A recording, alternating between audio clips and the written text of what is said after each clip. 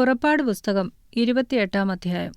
നിന്റെ സഹോദരനായ അഹരോനെയും അവന്റെ പുത്രന്മാരെയും എനിക്ക് പുരോഹിത ശുശ്രൂഷ ചെയ്യേണ്ടതിന് ഇസ്രായേൽ മക്കളുടെ ഇടയിൽ നിന്ന് നിന്റെ അടുക്കൽ വരുത്തുക. അഹരോനെയും അഹരോന്റെ പുത്രന്മാരായ നാദാബ്, അബീഹു, എലെയാസാർ, ഈഥാമാർ എന്നിവരെയും തന്നെ.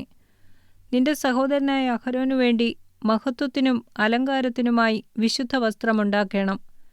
അഹരോൻ എനിക്ക് പുരോഹിത ശുശ്രൂഷ ചെയ്യുവാൻ തക്കവണ്ണം അവനെ ശുദ്ധീകരിക്കേണ്ടതിന് അവന് വസ്ത്രമുണ്ടാക്കണമെന്ന് ഞാൻ ജ്ഞാനാത്മാവുകൊണ്ട് നിറച്ചിരിക്കുന്ന സകല ജ്ഞാനികളോടും നീ പറയണം.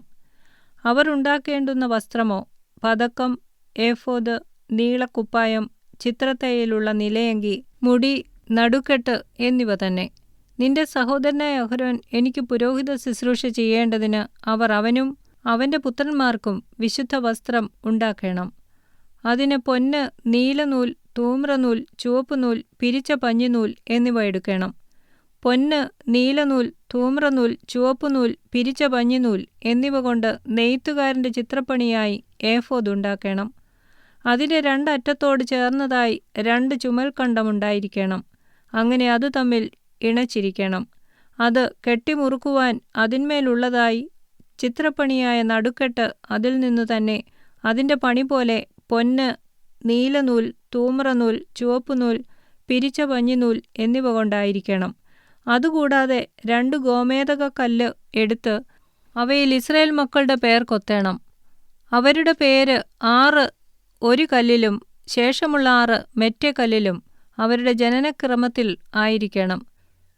രത്നശില്പിയുടെ പണിയായി മുദ്രക്കൊത്തുപോലെ 2 കല്ലിലും ഇസ്രായേൽ മക്കളുടെ പേർ കൊത്തേണം.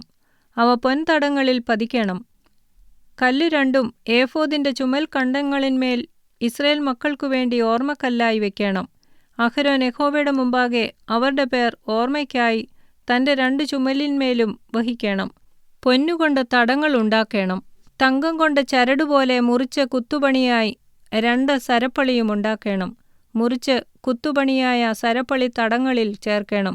ന്യായവിധി പതക്കം ചിത്രപ്പണിയായിട്ടുണ്ടാക്കണം. അത് ഏഫോദിന്റെ പണിക്കൊത്തതായി പൊന്ന്, നീലനൂൽ, ധൂമ്രനൂൽ, ചുവപ്പുനൂൽ, പിരിച്ച പഞ്ഞിനൂൽ എന്നിവ കൊണ്ട് ഉണ്ടാക്കണം. അത് സമചതുരവും ഇരട്ടയും 1 ചാൺ നീളമുള്ളതും 1 ചാൺ വീതിയുള്ളതുമായിരിക്കണം. അതിൽ കൽപ്പതിപ്പായി 4 നിര കല്ല് പതിക്കണം. താമ്രമണി, പീതരത്നം, മരതകം എന്നിവ 1-ാമത്തെ നിര. 2-ാമത്തെ നിര മാണിക്യം, നീലക്കല്ല്, വജ്രം. 3-ാമത്തെ നിര പത്മരാഗം, വൈഢൂര്യം, സുഗന്ധിക്കല്ല്. 4-ാമത്തെ നിര പുഷ്പരാഗം, ഗോമേദകം, സൂര്യകാന്തം. അവ അതതു തടത്തിൽ പൊന്നിൽ പതിച്ചിരിക്കണം. ഈ കല്ല് ഇസ്രായേൽ മക്കളുടെ പേരോടുകൂടെ അവരുടെ പേർ പോലെ 12 ആയിരിക്കണം. 12 ഗോത്രങ്ങളിൽ ഓരോന്നിന്റെ പേർ അവയിൽ മുദ്രക്കൊത്തായി കൊത്തിയിരിക്കണം. പതക്കത്തിന് ചരടുപോലെ മുറിച്ച് കുത്തുപണിയായി തങ്കം കൊണ്ട് സരപ്പളി ഉണ്ടാക്കണം. പതക്കത്തിന് പൊന്നുകൊണ്ട് 2 വട്ടക്കണ്ണി ഉണ്ടാക്കി പതക്കത്തിന്റെ 2 അറ്റത്തും വട്ടക്കണ്ണി വയ്ക്കണം. പൊന്നുകൊണ്ട് മുറിച്ച് കുത്തുപണിയായി സരപ്പളി 2ഉം പതക്കത്തിന്റെ അറ്റങ്ങളിൽ ഉള്ള വട്ടക്കണ്ണി 2ലും കൊളുത്തേണം. മുറിച്ച് കുത്തുപണിയായി 2 സരപ്പളിയുടെ മറ്റേ അറ്റം 2ഉം 2 തടത്തിൽ കൊളുത്തി ഏഫോദിന്റെ ചുമൽക്കണ്ടങ്ങളിൽ അതിന്റെ മുൻഭാഗത്ത് വയ്ക്കണം.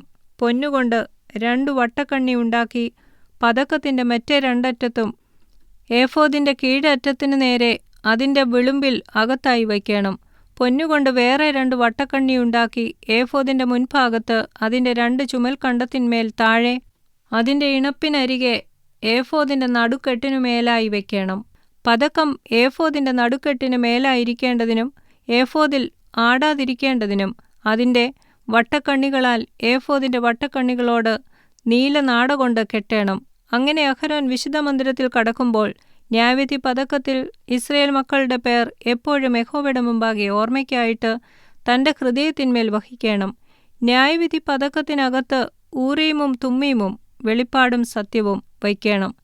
അഹരോൻ യഹോവയുടെ സന്നിധാനത്തിങ്കൽ കടക്കുമ്പോൾ അവന്റെ ഹൃദയത്തിന്മേൽ ഇരിക്കണം. അഹരോൻ ഇസ്രായേൽ മക്കൾക്കുള്ള ന്യായവിധി എപ്പോഴും യഹോവയുടെ മുമ്പാകെ തന്റെ ഹൃദയത്തിന്മേൽ വഹിക്കണം. ഏഫോദിന്റെ അങ്കി മുഴുവനും നീലനൂൽ കൊണ്ട് ഉണ്ടാക്കണം. അതിന്റെ നടുവിൽ തല കടപ്പാൻ ഒരു ദ്വാരം വേണം. ദ്വാരത്തിന് നെയ്ത്തുപണിയായ ഒരു നാട ചുറ്റിലും വേണം. അത് കീറിപ്പോകാതിരിപ്പാൻ കവചത്തിന്റെ ദ്വാരം പോലെ അതിന് ഉണ്ടാക്കണം. നീലനൂൽ, ധൂമ്രനൂൽ, ചുവപ്പുനൂൽ എന്നിവ കൊണ്ട് ചുറ്റും അതിന്റെ വിളുമ്പിൽ മാതളപ്പഴങ്ങളും അവയുടെ ഇടയിൽ ചുറ്റും പൊന്നുകൊണ്ട് മണികളും ഉണ്ടാക്കണം. അങ്കിയുടെ വിളുമ്പിൽ ചുറ്റും ഒരു പൊന്മണി, ഒരു മാതളപ്പഴം, ഒരു പൊന്മണി, ഒരു മാതളപ്പഴം, ഇങ്ങനെ വേണം. ശുശ്രൂഷ ചെയ്യുകയിൽ അഹരോൻ അത് ധരിക്കണം. യഹോവയുടെ മുമ്പാകെ വിശുദ്ധ മന്ദിരത്തിൽ കടക്കുമ്പോഴും പുറത്തു വരുമ്പോഴും അവൻ മരിക്കാതിരിക്കേണ്ടതിന് അതിൻ്റെ ശബ്ദം കേൾക്കണം. തങ്കം കൊണ്ടൊരു പട്ടം ഉണ്ടാക്കി അതിൽ യഹോവയ്ക്ക് വിശുദ്ധം എന്ന് മുദ്രക്കൊത്തായി കൊത്തേണം. അത് മുടിമേലിരിക്കേണ്ടതിന് നീല ചരടുകൊണ്ട് കെട്ടണം. അത് മുടിയുടെ മുൻഭാഗത്തിരിക്കണം. ഇസ്രായേൽ മക്കൾ തങ്ങളുടെ സകല വിശുദ്ധ വഴിപാടുകളിലും ശുദ്ധീകരിക്കുന്ന വിശുദ്ധ വസ്തുക്കളുടെ കുറ്റം അഹരോൻ വഹിക്കേണ്ടതിന് അത് അഹരോന്റെ നെറ്റിയിലിരിക്കണം. യഹോവയുടെ മുമ്പാകെ അവർക്ക് പ്രസാദം ലഭിക്കേണ്ടതിന് അതെപ്പോഴും അവന്റെ നെറ്റിയിലിരിക്കണം. പഞ്ഞിനൂൽ കൊണ്ട് ഉള്ളങ്കിയും വിചിത്രപ്പണിയായി നെയ്യണം. പഞ്ഞിനൂൽ കൊണ്ട് മുടിയും ഉണ്ടാക്കണം. നടുക്കെട്ടും ചിത്രത്തയ്യൽ പണിയായിട്ടുണ്ടാക്കണം. അഹരോന്റെ പുത്രന്മാർക്ക് മഹത്വത്തിനും അലങ്കാരത്തിനുമായിട്ട് അങ്കി, നടുക്കെട്ട്, തലപ്പാവ് എന്നിവ ഉണ്ടാക്കണം. അവ നിന്റെ സഹോദരനായ അഹരോനെയും അവന്റെ പുത്രന്മാരെയും ധരിപ്പിക്കണം. അവർ എനിക്ക് പുരോഹിത ശുശ്രൂഷ ചെയ്യേണ്ടതിന് അവരെ അഭിഷേകവും കരപൂരണവും ചെയ്ത് ശുദ്ധീകരിക്കണം.